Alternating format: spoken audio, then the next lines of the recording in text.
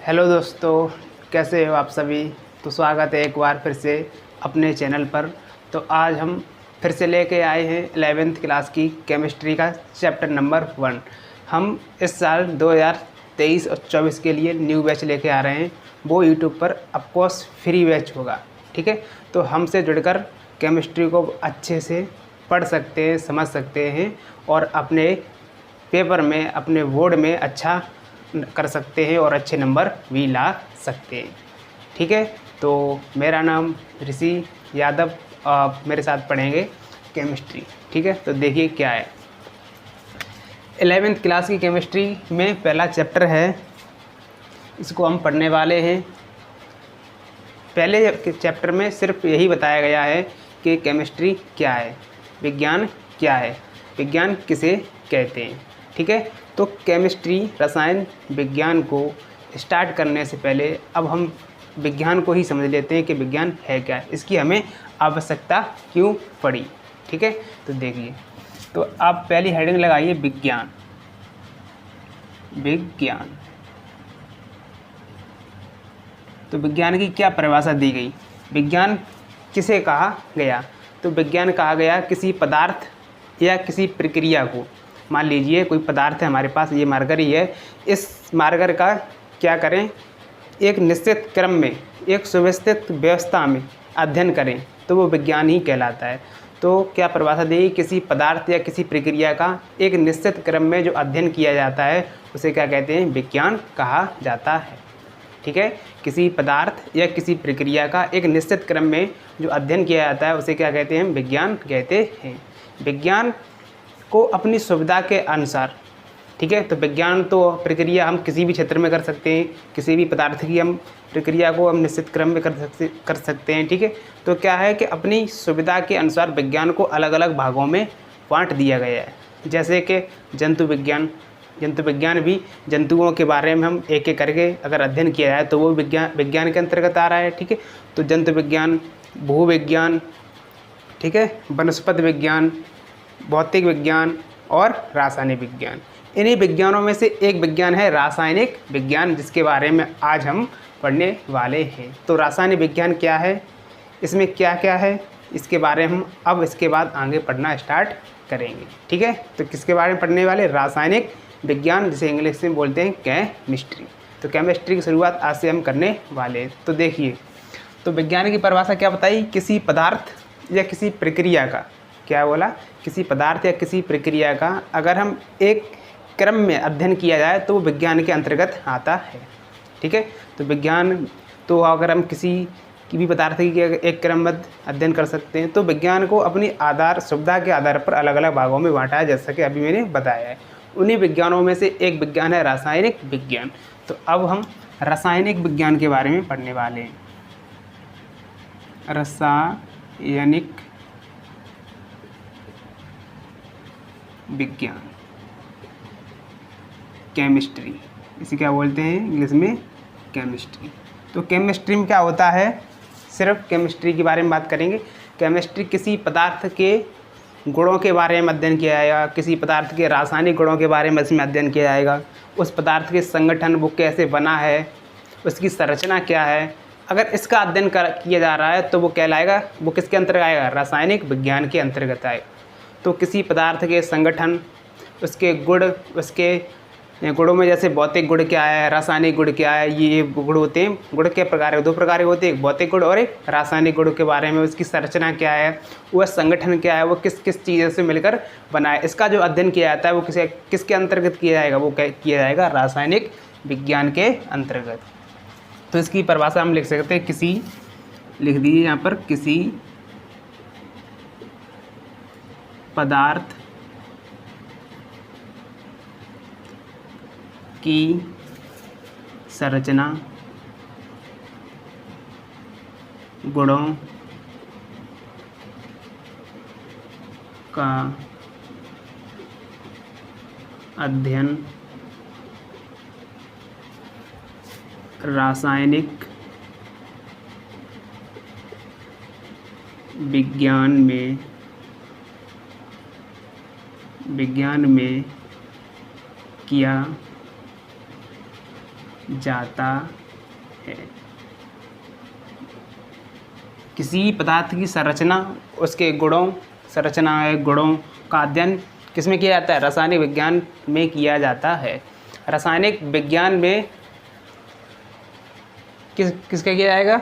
पदार्थ का, इसकी संरचना देखी जाएगी और वो किस चीज़ से मिलकर बना है ये देखा जाएगा। ये सब किसके अंदर का आएंगे? रासायनिक विज्ञान में। अब देखिए रासायनिक विज्ञान में रॉबर्ट बॉयल, कौन थे? रॉबर्ट बॉयल ने इसे एक अलग शाखा के रूप में प्रदर्शित किया। जैसे भौतिक विज्ञान ये अलग शाखा है, जंतु विज्ञान ये अलग शाखा है, इसी तरह रासायनिक विज्ञान को एक अलग शाखा को प्रदर्शित करने वाले पहले वैज्ञानिक कौन थे? Robert boil.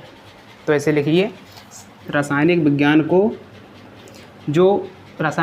को एक शाखा के रूप में प्रदर्शित करने वाले वो कौन थे? वो थे रॉबर्ट बॉयल। या ये पॉइंट इंपॉर्टेंट है, जितने हम यहाँ पर 2-4 पॉइंट लिखाएंगे वो याद रखना। रॉबर्ट बॉयल को है जिन्होंने क्या किया? इसे एक विज्ञान को शाखा के रूप में दिया। रासायनिक विज्ञान को क्या दिया? एक शाखा बनाई। क्या बनाई? एक अलग शाखा बनाई। किसकी? रासायनिक विज्ञान की। ठीक है, तो ये पॉइंट याद होना चाहिए। फिर यहाँ पर दूसरा पॉइंट आता है कि रासायनिक विज्ञान के पितामह किसे कहा जाता है? तो बर्जीलियस। कौन है? बर्जीलियस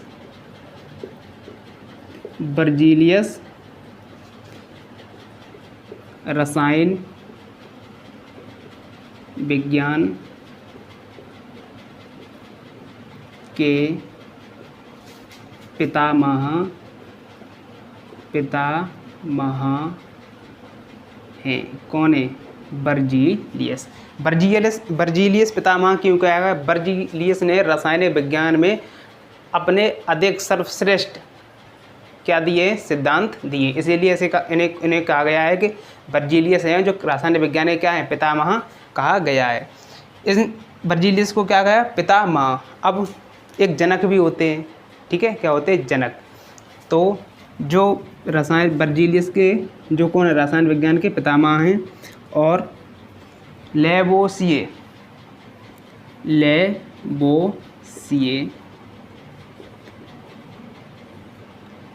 कौन है? रसायन विज्ञान के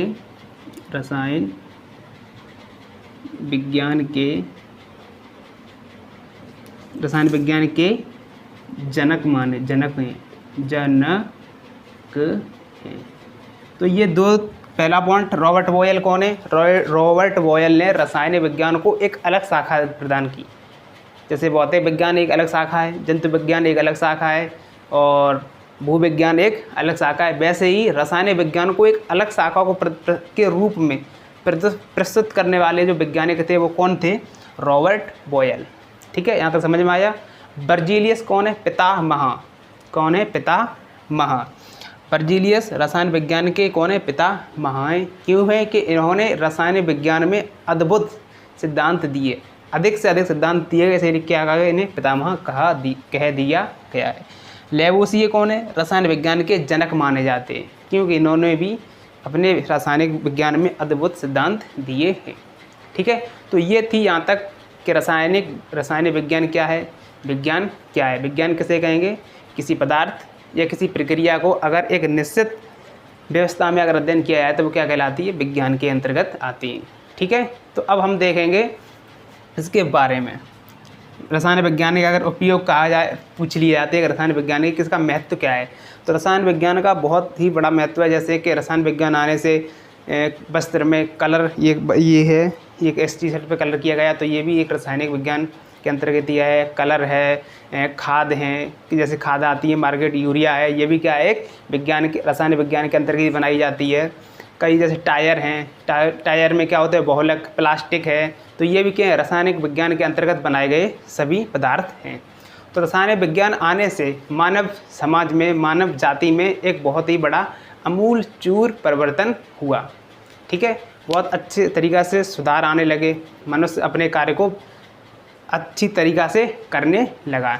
तो रसायन विज्ञान के ये अनेक महत्व हो सकते हैं। आप किताब पढ़ के देखिए, उसमें लिखे होंगे रसायन विज्ञान के महत्व। अब रासायनिक विज्ञान में किसी पदार्थ का क्या अध्ययन किया जाता है? किसका किया जाता है? किसी पदार्थ का अध्ययन किया जाता है। तो क्यों ना हम अब पदार्थ को ही समझ लें कि पदार्थ क्या है। ठीक है, तो इसे हम मिटा रहे हैं। तो अब हेडिंग डाल लीजिए पदार्थ।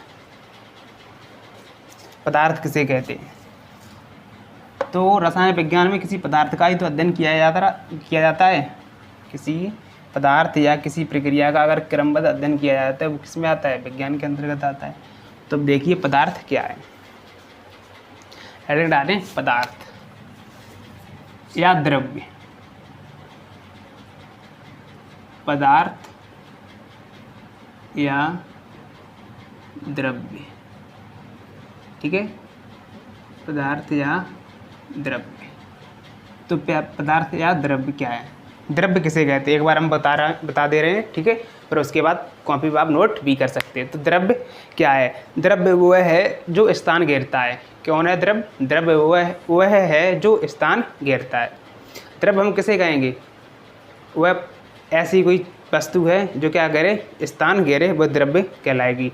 वह चीज़ जो क्या करे? स्थान घेरे, जिसमें बाहर हो, यही जिसे ये हम बता रहे हैं कि द्रव्य क्या है, जिसमें बाहर हो, जिसमें द्रव्यमान हो और जिसे अपनी ज्ञानेंद्रियों द्वारा महसूस किया जा सके, वो क्या कहलाता है? द्रव्य कहलाता है। ठीक है, तो द्रव्य किसे कहेंगे? द्रव्य वो है क्या है? द्रव्य वह है जो स्थान घेरता है, जिसके पास द्रव्यमान होता है, जिसके पास बाहर होता है और जो ज्ञानेंद्रियों द्वारा महसूस किया जा सके, उसे द्रव्य कहते हैं। तो यहाँ लिखेंगे द्रव्य वह है जो स्थान घेरता है। क्या करता है? स्थान घेरता है, जिसमें क्या होता है? बाहर होता है, बाहर, और क्या हो? उसमें द्रव्यमान हो। सही है, क्या हो? द्रव्यमान हो। ठीक है, और जिसे ज्ञानेंद्रियों द्वारा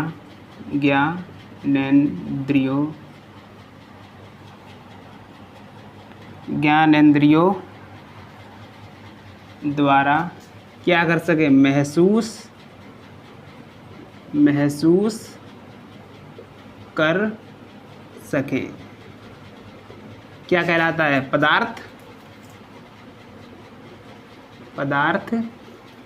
कहलाता है। ये परिभाषा है। अगर पदार्थ की परिभाषा पूछी जाए, पदार्थ क्या है, तो पदार्थ उसे बोलेंगे जिसके पास क्या हो? द्रव्यमान हो, बाहर हो, स्थान घेरता हो और जो ज्ञानेंद्रियों द्वारा महसूस किया जा सके, वो क्या कहलाता है? पदार्थ कहलाता है। मान लीजिए ये मार्कर है। ठीक है, तो अब ये पदार्थ के अंतर्गत आ रहा है। तो इससे हम कैसे कह सकते हैं इस परिभाषा के अनुसार कि ये एक पदार्थ ही है। तो अब क्या कर रहे हैं? ये स्थान भी घेरेगा, क्योंकि अगर हम पदार्थ इस मार्कर को यहाँ रख रहे हैं हथेली पर, तो क्या कर रहा है? कुछ ना कुछ स्थान तो घेर रहा है। और इसमें क्या है? बाहर भी है और द्रव्यमान भी है। ठीक है, और ये महसूस भी हो रहा है कि हम हाथ में क्या पकड़े हुए हैं? मार्कर पकड़े हुए हैं। तो अब क्या ये किसके अंदर आया है? पदार्थ। तो इसे क्या बोल देंगे हम? ये भी एक क्या है? पदार्थ ही है। जैसे हम लिख सकते हैं यहाँ पर एग्जाम्पल में पेन।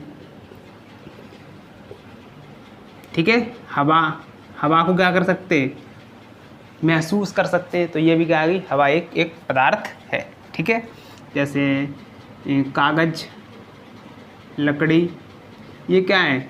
लकड़ी, ये क्या है? सब क्या है? पदार्थ के अंतर्गत ही आएंगे। तो समझे पदार्थ किसे कहते हैं? द्रव्य वह है जो स्थान घेरता है, जिसके पास बाहर होता है, द्रव्यमान होता है। अभी हम समझाएंगे बाहर और द्रव्यमान में क्या अंतर है। बाहर होता है और द्रव्यमान होता है, और जिसे ज्ञानेंद्रियों द्वारा महसूस किया जा सके, वो पदार्थ कहलाता है। समझ गए यहाँ तक? अब हम पदार्थ को अलग अलग भागों में बांटा गया है। ठीक है, पदार्थ को दो भागों में बांटा गया है। एक भौतिक आधार पर, दो आधारों पर बांटा गया है। एक भौतिक आधार पर और एक रासायनिक आधार पर। तो अब हम एक डायग्राम के अनुसार पदार्थ का वर्गीकरण देख ले रहे हैं कि पदार्थ का वर्गीकरण किस प्रकार किया गया है। तो यहाँ पर ये परिभाषा मिटा रहे हैं, ठीक है। तो पदार्थ का वर्गीकरण देखेंगे, ठीक है। ये बहुत इम्पोर्टेंट ग्राफ होने वाला है, ठीक है। इसे अच्छी तरीके से समझें कि पदार्थ को किस बेसिस पर डिवाइड किया गया है, ठीक है। 2 भागों में बांटा है, ये हमने पहले ही बता दिया। कौन कौन से भाग हैं?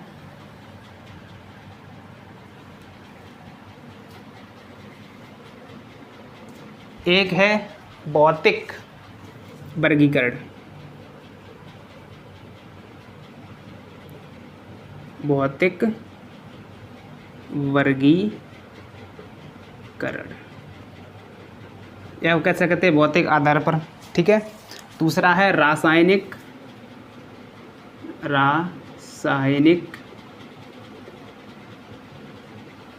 वर्गीकरण, ठीक है। 2 बेसिस पर हमने पदार्थ को विभाजित कर दिया, एक भौतिक आधार पर और दूसरा रासायनिक आधार पर, ठीक है। तो भौतिक आधार पर मुख्य रूप से पदार्थ तीन अवस्था में पाया जाएगा।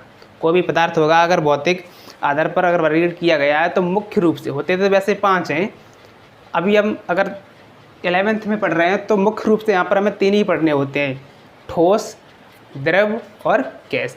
तो भौतिक आधार पर पदार्थ को कितने भागों में बांटा गया है? 3 में बांटा गया है, ठीक है।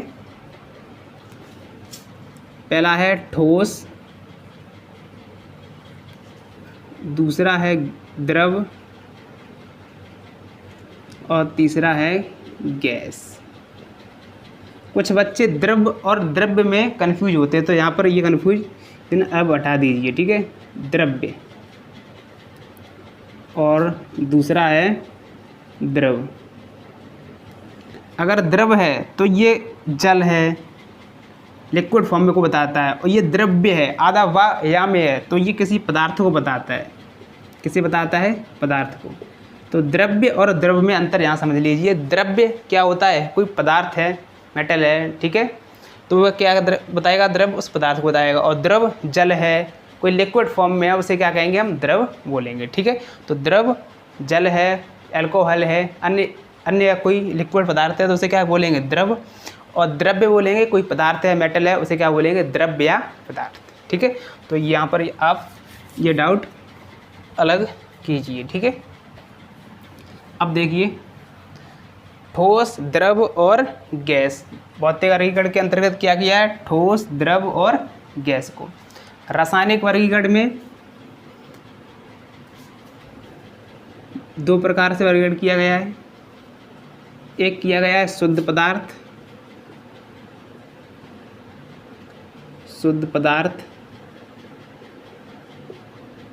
और दूसरा मिश्रण, ठीक है। या बोल सकते हैं अशुद्ध, क्या बोल सकते हैं? अशुद्ध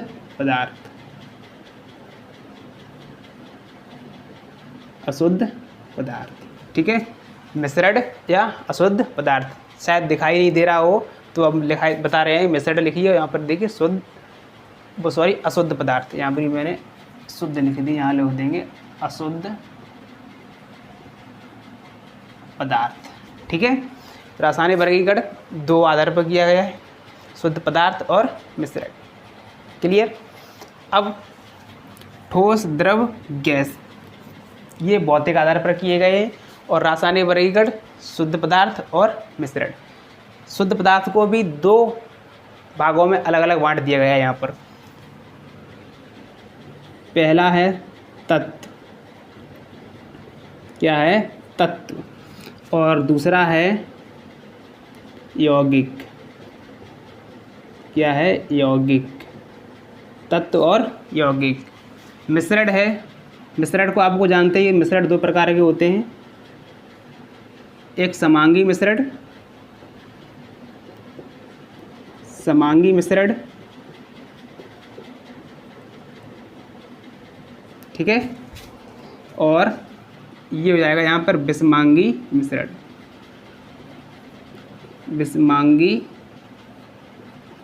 मिश्रण।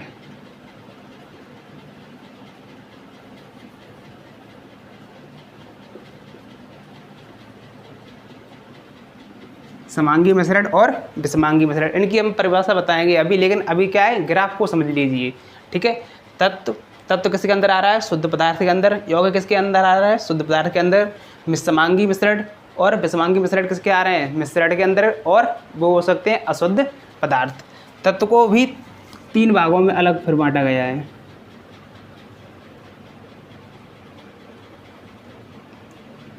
धातु, ठीक है, उपधातु और अधातु। धातु, उपधातु और अधातु। यौगिक को भी बांटा गया है जैसे कार्बनिक यौगिक, अकार्बनिक यौगिक, 2 भागों में यहाँ बता रहे हैं। जैसे कार्बनिक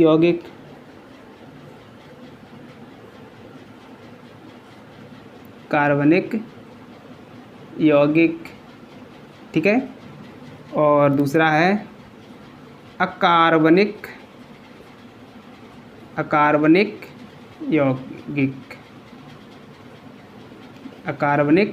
यौगिक। समांगी मिश्रण, विषमांगी मिश्रण किसके अंदर आ रहे हैं, अशुद्ध पदार्थ में या मिश्रण के अंदर। तो ये था पदार्थ का वर्गीकरण, पदार्थ को किस बेसिस पर डिवाइडेड किया गया है।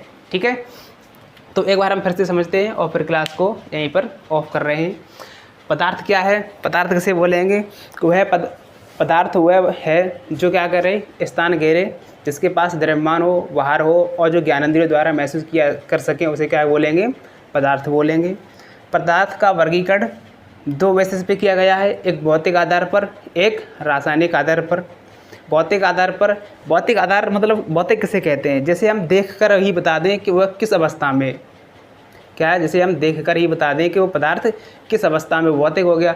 और रासायनिक क्या है, जिसका हम अध्ययन कर बताएं। ठीक है, तो वो आएगा किसके, जैसे शुद्ध पदार्थ है, तो शुद्ध पदार्थ कैसे जानेंगे, उसकी पहले हम क्या करें, खोल मूंद के देखेंगे क्या क्या शुद्ध है, तो ठीक है, नहीं तो फिर किस में डाल देंगे, वो अशुद्ध में। ठीक है, तो भौतिक वर्गीकरण 3 में किया गया, ठोस, द्रव और गैस। तो इनके बारे में हम कल चर्चा करेंगे, लेकिन एक बार हम फिर से रिवाइज कर रहे हैं। ठीक है, तो रासायनिक वर्गीकरण, शुद्ध पदार्थ और मिश्रण। शुद्ध पदार्थ में 2 भागों में बांट दिया गया, जैसे तत्व आ गया हमारा, और क्या आ गया, यौगिक। तत्व को फिर 3 भागों में बांट दिया गया है, धातु, उपधातु और अधातु।